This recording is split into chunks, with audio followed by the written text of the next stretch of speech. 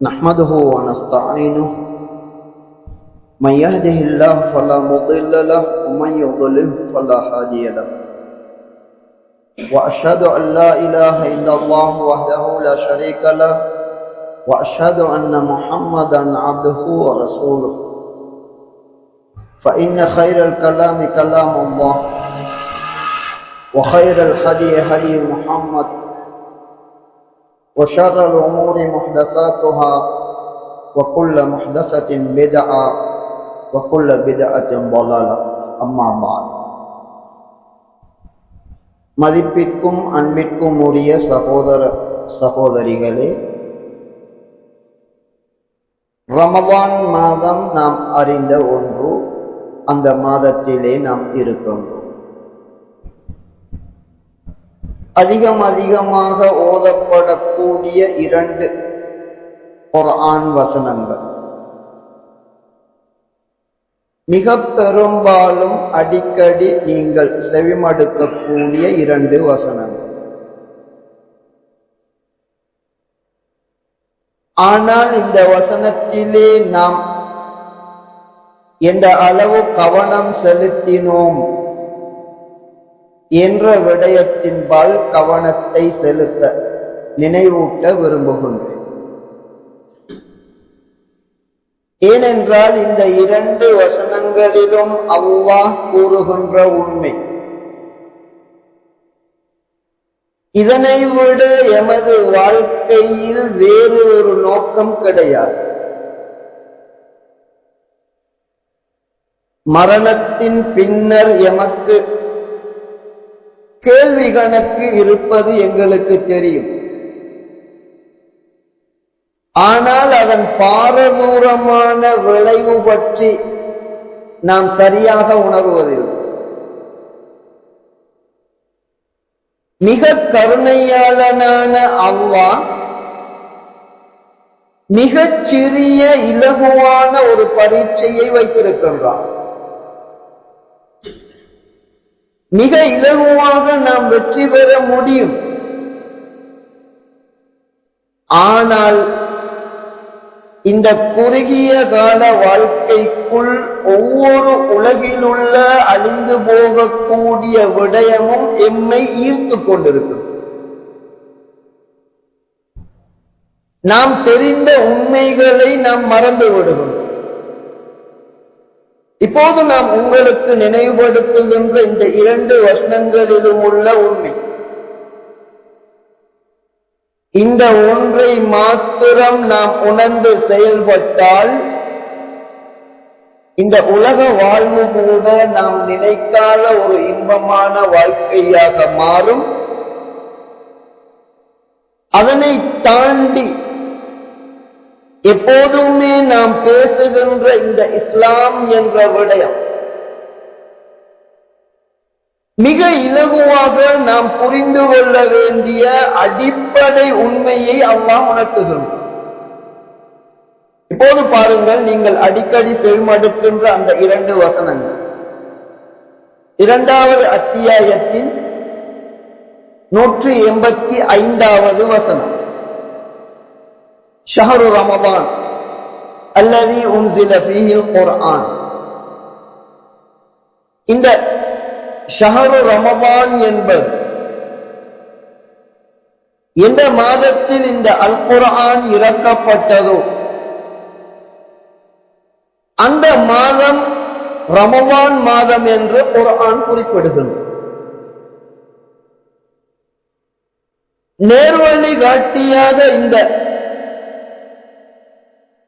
அல் குர்ஆனை ரமதான் மாதத்திலே அல்லாஹ் இறக்கியிருக்கின்றான். எதற்காக இதனை அல்லாஹ் இறக்கினான்?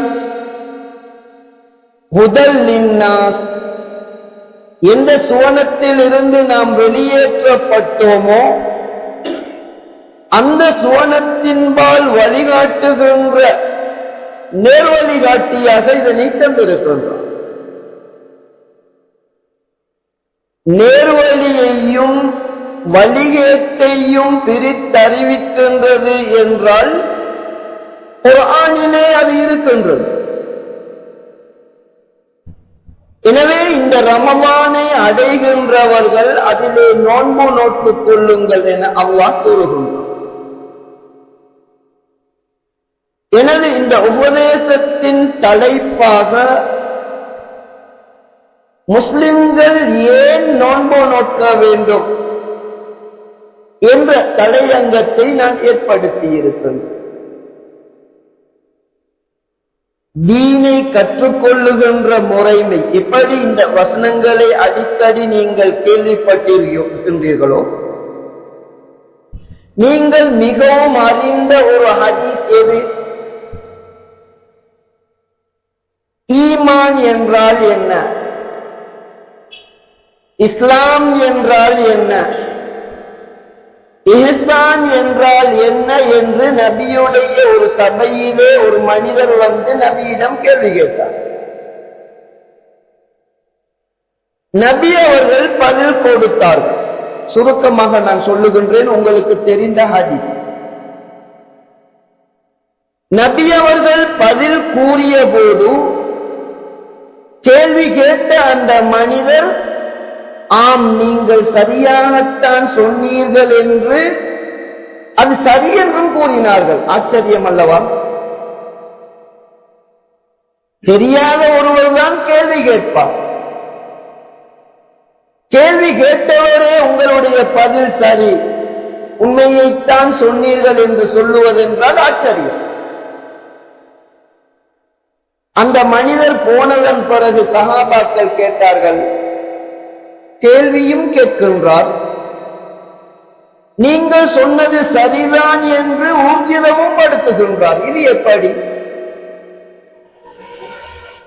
நபி அவர்கள் சொன்னார்கள், அவர் மனிதர் அல்ல, மனித ரூபத்தில் வந்த வானவர்களின் தலைவர் ஜிப்ரீல் அலைஹிஸ்ஸலாம். ஏனைய உங்களுக்கு மார்க்கத்தை கற்பிப்பதற்காக அவர் மனித ரூபத்திலே வந்து கேள்வி கேட்டு வஹி மூலம் அதனை பெற்றுத்தந்த அவர்கள் அது சரி என்று சாட்சியமும் கூறினார். ஏன் இந்த ஹதீஸை நினைவுபடுத்தினேன் என்றால், சுவர்க்கத்திற்கு செல்லக்கூடிய வழிகாட்டல் அந்த சுவர்க்கத்தை படைத்த அல்லாஹ் தான் கற்றுத்தர வேண்டும். கேள்விகள் மூலம் அதனை நாம் தெரிந்து கொள்ள வேண்டும். இது ஒரு முக்கிய அடிப்படை. குர்ஆனிலும் நிறைய கேள்விகள் வரும். இப்படி கேள்வி கேட்கின்றார்கள், இப்படி பதில் கூறுங்கள் என்று அல்லாஹ் சொல்லுவார். இப்போது ரமலான் மாதத்தில் குர்ஆன் இறங்கியது என கூறுகின்ற அல்லாஹ் இந்த வசனத்திலே நோன்பு நோக்குமாறு கூறுகின்றான். யாராவது நோயாளியாக இருந்தால், அதே போன்று பிரயாணத்தில் நோன்பு பிடிப்பதிலே சிரமம் இருக்கின்றது. அதிக தாகம் வரும், பசி வரும், களைப்பு வரும்.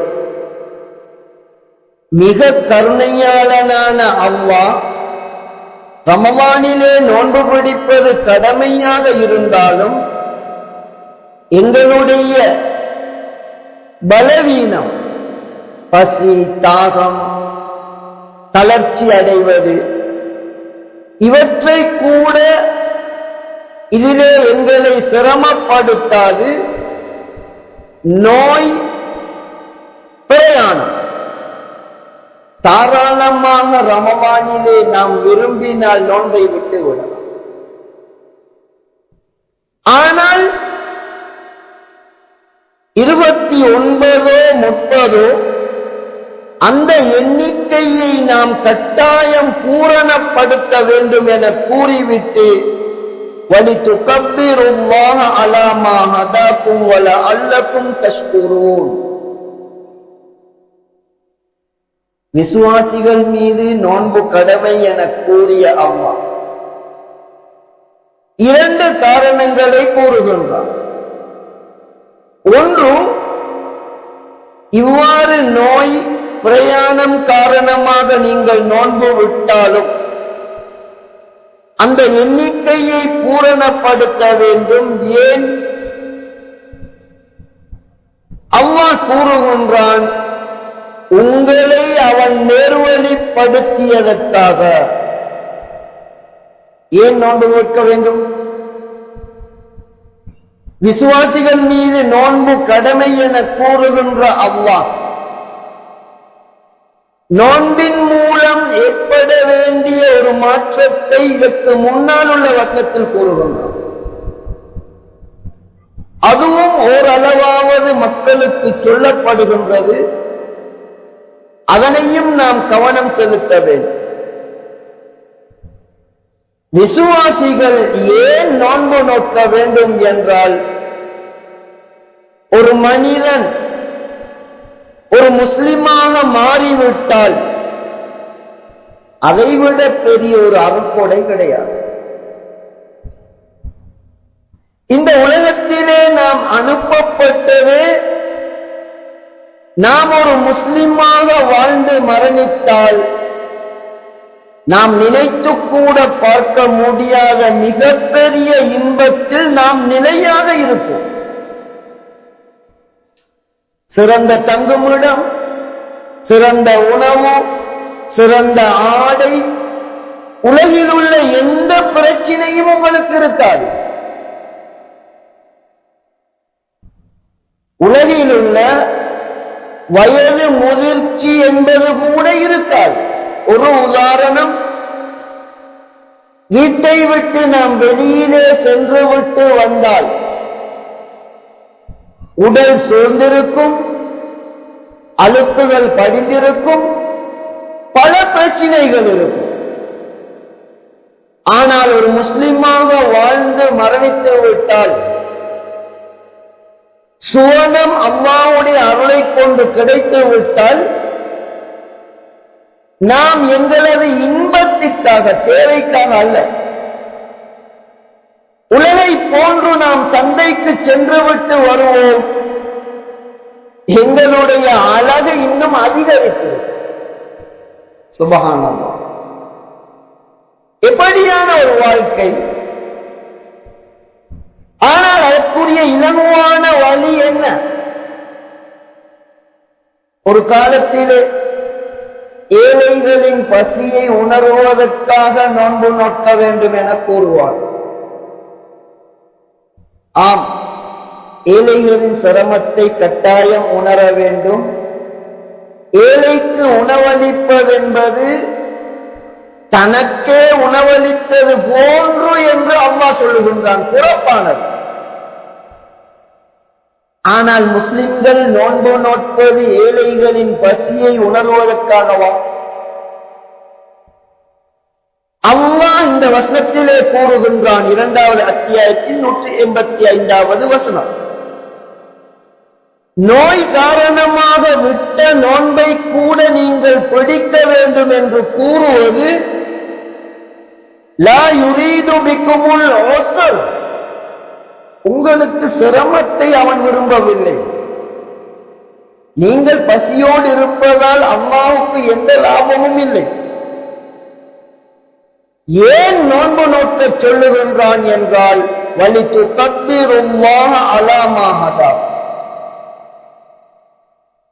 இஸ்லாம் என்ற நேர்வழி ஒரு மனிதனுக்கு கிடைத்தால் இதுதான் இந்த உலகத்திலே நீங்கள் படைக்கப்பட்டதற்கான நோக்கம்.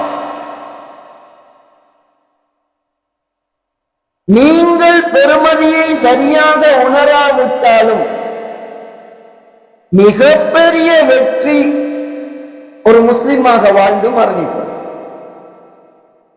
எனவே நோய் காரணமாக நோன்பை விடலாம் என்ற சலுகையை அல்லாஹ் தந்தால், பயணத்தில் உள்ள களைப்பு சிரமங்கள் காரணமாக விரும்பினார் பயணத்திலே தாராளமாக நோன்பை விடலாம். ரமலானிலே நோன்பு பிடிக்காமல் இருக்கின்றோமே என்று கவலைப்பட தேவையில்லை. ஒட்டுமொத்த உலகத்தையும் அழகிய இஸ்லாத்தின்படி வழிகாட்ட வேண்டிய மக்காவில் கூட 190% பயணிகள் வருகின்ற இடத்தில் குடிப்பதற்குள்ள ஜம்சம் நீரை அடைத்து விடுவார்.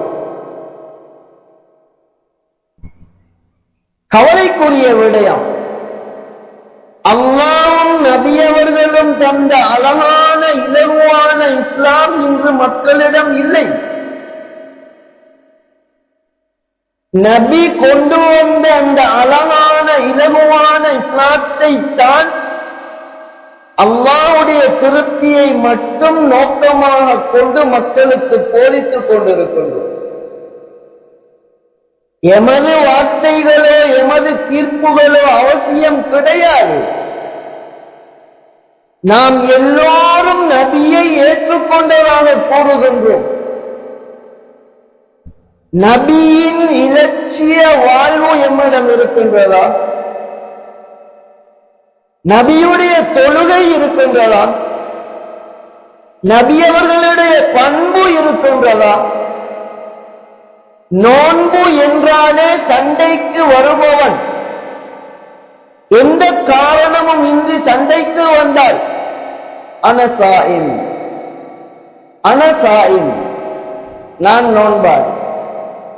நான் நோன்பாளி சண்டை பிடிக்க மாட்டேன் என்று கூறும்படி நபி அவர்கள் கூறினார்கள். ஓரிரு தினங்களுக்கு முன்னர் அண்டை வீட்டாருடன் பாதையிலே ஏற்பட்ட ஒரு சர்ச்சையிலே எமது சமூகத்தைச் சேர்ந்த ஒருவர் மற்றொரு மனிதரின் காலை அடித்து உடைத்திருக்கின்றார்.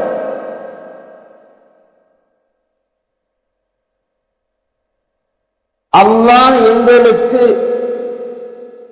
ரமலானிலே நோன்பு நோக்கின்றோம் என்றால் இதற்கு முன்னால் உள்ள வசனத்தில் நோன்பின் விளைவை அல்லாஹ் சொல்லுகின்றான். இதனையும் நாம் கவனிக்க வேண்டும். ஒரு மனிதன் பசியோடு தாகத்தோடு கணவன் மனைவி ஒன்று சேராமல் இருந்து விட்டால் நோன்பாக ஆகிவிட்டதா? இப்படி இருப்பதில் அல்லாஹ்வுக்கு எந்த தேவையும் இல்லை என்று அல்லாஹ்வுடைய தூதர் கூறுகின்றார். அப்படியானால் நோன்பு என்ன மாற்றத்தை தர வேண்டும்?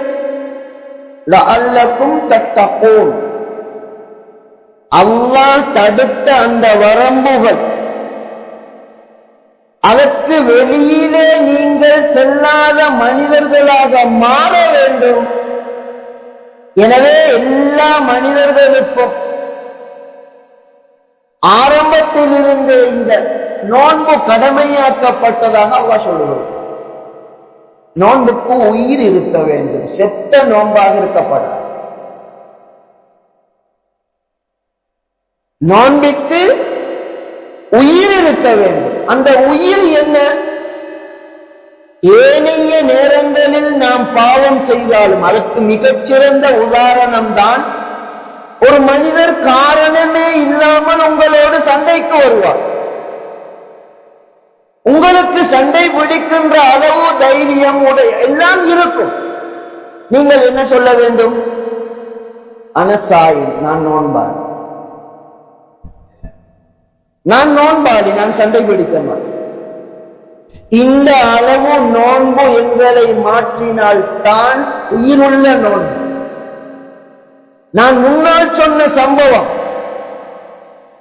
ஒரு மனிதனின் காணியிலே அவனுக்குரிய காணியில் எங்களுக்கு வழிதரவில்லை என்பதற்காக நோன்பை பிடித்துக் கொண்டு அந்த மனிதனுடைய காலை உடைத்தால் நான் நோன்பாளி இல்லை, வெறும் பசியிலும் தாகத்திலும் இருக்கின்றேன், அல்லாஹ்விடம் கூலி கிடைக்கும். எனவே நோன்பு என்ன மாற்றத்தை தர வேண்டும், இது பற்றி நாம் சிந்திக்க வேண்டும். இன்றைய எனது உபதேசத்தின் முக்கிய விடயம் எந்த ஒரு மனிதனும் வாழ்நாளிலே மறக்கக்கூடாத விடயம். அதைத்தான் எப்போதும் நீங்கள் செவிமடுக்கின்ற இந்த குர்ஆன் வசனம், அதாவது 2வது அத்தியாயத்தின் 185 ரமபானிலே குர்ஆன் இறக்கப்பட்டது என்று அல்லாஹ் கூறுகின்றான். இவ்வளவு முக்கியமாக சொல்லுவதற்கு காரணம் என்ன? எந்த கருத்தையும் உணராமல் அழகாக குர்ஆனை ஓதிக்கொண்டிருப்பதற்கு அல்லாஹ் தந்தானா? நபி அவர்களே கூறுகின்றார்கள், என்னுடைய வார்த்தை கிடையாது. குர்ஆனை ஓதுகின்ற முஸ்லிம், குர்ஆனை ஓதாத முஸ்லிம் என்று நபி அவர்கள் பிரிக்கின்றார்கள். குர்ஆனை ஓதுகின்ற முஸ்லிம் புட்டு வெள்ளரிக்காயை போன்றவர். மிகச்சிறந்த வாடை இருக்கும்.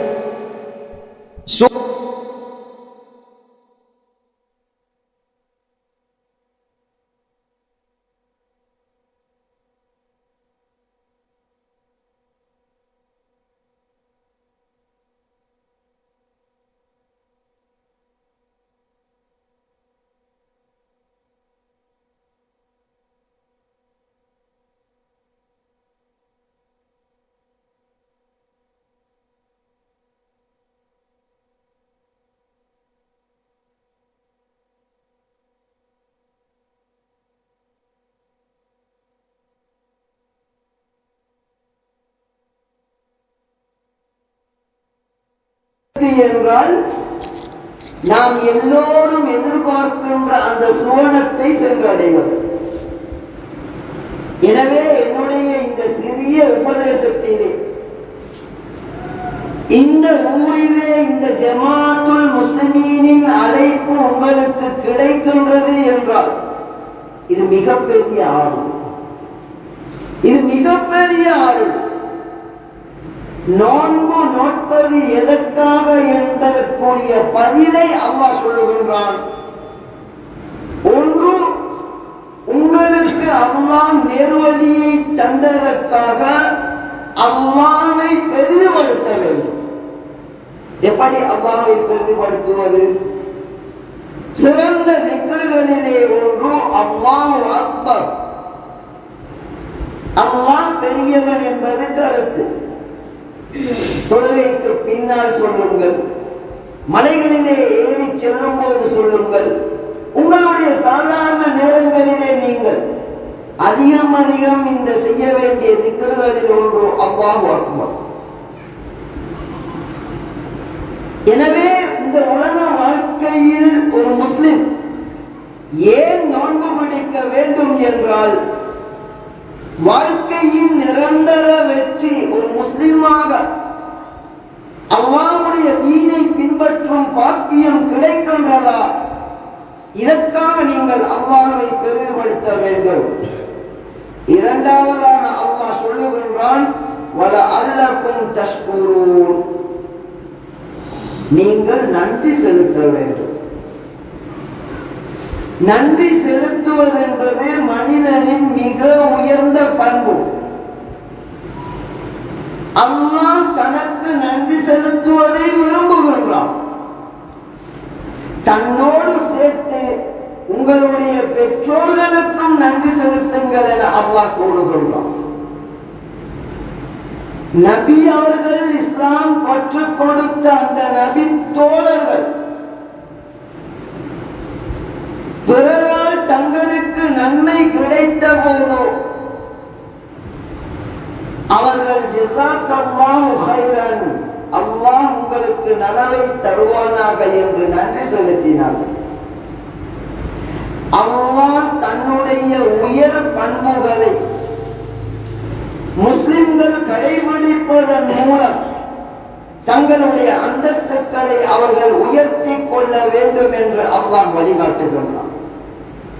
எனவே ஒரு முஸ்லிம் அவர்கள் யாராக இருந்தாலும் ஏன் நோன்பு நோக்கின்றோம் என்பதை புரிந்து கொள்ள வேண்டும். நாம் நோன்பு நோக்கின்ற காரணம் மிகப்பெரியது.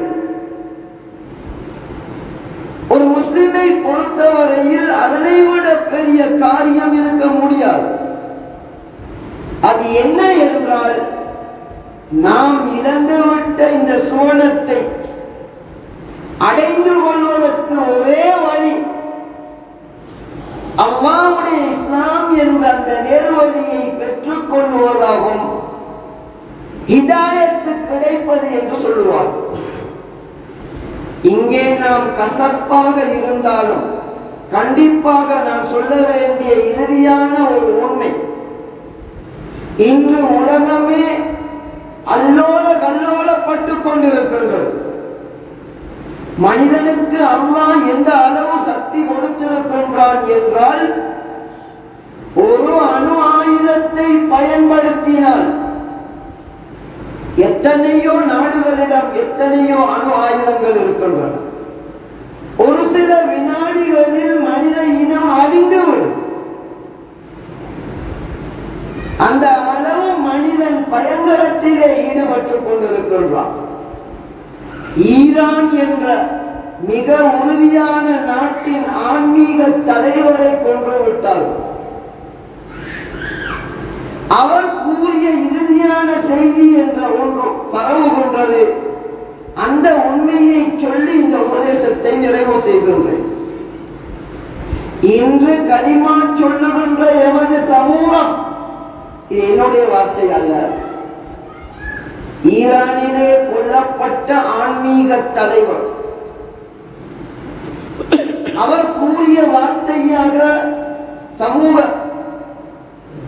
ஊடகங்களில் பதிவாகி இருக்கும். எமது சமூகம் முஸ்லிம் சமூகமாக இல்லை. முஸ்லிம் சமூகம் என்பது ஒரு நோக்கத்திற்காக ஒன்றுபட்டு செயல்படக்கூடியவர்கள்.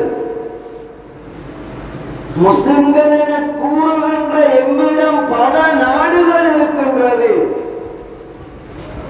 ஏனையவர்களிடம் கையேந்த தேவை இல்லாமல் நாங்கள் ஒன்றுபட்டு வாழ்ந்தால் நிம்மதியாக வாழும் அளவிற்கு ஆதாரங்களை அல்லாஹ் தந்திருக்கின்றான்.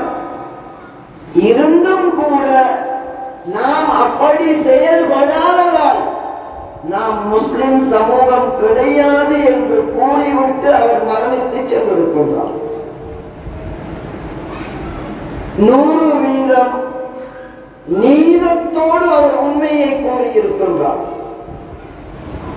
எமது கடமை எங்களிலே நாம் கவலைப்படுகின்றோம் என்றால் இதே நஷ்டத்திலே நாம் மரணித்துவிடக் கூடாது என்றால் நோன்பு முடிக்கின்ற நாம் சுவனம் செல்வதற்கு அல்லாஹ் தந்த நேர்வழியிலே இருந்து நாம் மரணிக்க வேண்டும். அந்த நேர்வழியை தந்ததற்காகத்தான்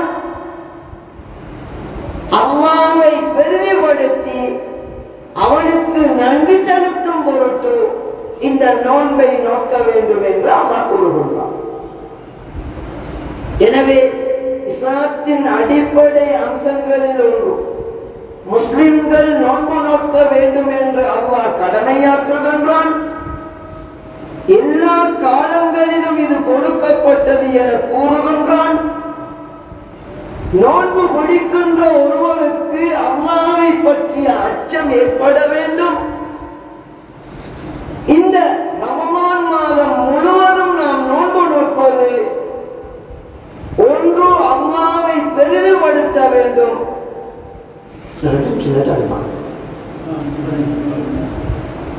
அல்லாஹ்வை பெரிதுபடுத்த வேண்டும். அதே நேரம் அல்லாஹ் எங்களுக்கு இந்த நேர்வழியை தந்ததற்காக எல்லா நலவுகளுக்கும் நாம் நன்றி செலுத்த வேண்டும். அந்த அடிப்படையில் நிரந்தர இன்ப வாழ்க்கையாகிய சுவனம் என்ற நிரந்தர வெற்றியை பெறுவதற்கு நேர்வழியை அல்லாஹ் தந்தான். எனவே நீங்கள் அவனை பெரிதுபடுத்தி நன்றி செலுத்தும் பொருட்டு நோன்பு நோற்றுக் கொள்ளுங்கள் என வாக்குறுதி கொண்டான். எனவே நபியின் காலத்தில் நேர்வழியை போதிக்கக்கூடிய நாம் ஒவ்வொரு மனிதருக்கும் கூறுகின்றோம், ஒரு ஆணையும் சரியான ஹதீஸையும் நாம் ஒன்றுபட்டு பின்பற்றுவோம். வாருங்கள், அல்லாஹ்வை நாம் பெரிதுபடுத்துவோம். நோன்பை இந்த நேர்வழியை தந்ததற்காக அல்லாஹ்வுக்கு நன்றி செலுத்தும் பொருட்டு இந்த நோன்பை நாம் நோற்றுக் கொள்வோம். அதன் மூலம் உண்மையான முஸ்லிம்களாக மாறி அல்லாஹ்வுடைய திருப்தியை பெறுவதற்குரிய அந்த பாதையிலே நாம் பயணிப்போம், வாருங்கள் என அழைக்கின்றோம். இந்த நேர்வழியிலிருந்து மரணிக்கக்கூடிய பாக்கியத்தை அல்லாஹ் எம் அனைவருக்கும் தந்தருவானாக. இந்த ரமலானில் நோன்பின் மாற்றம் என்ன ஏற்பட வேண்டும் என்பதை புரிந்து, அதே போன்று நோன்பு உட்பட முடியுமானவரை அல்லாஹு அக்பர், அல்லாஹ்வை பெரிதுபடுத்தி அல்லாஹ்வுக்கு நன்றி செலுத்தியவர்களாகவே வாழ்ந்து மரணிப்போம் என்றால் மிகப்பெரிய வெற்றியை நாம் அடைவோம். அந்த பாக்கியத்தை அனைவருக்கும் அல்லாஹ் தந்தருவானாக. அப்போது وأستغفر الله لي ولسائر المسلمين والمسلمات.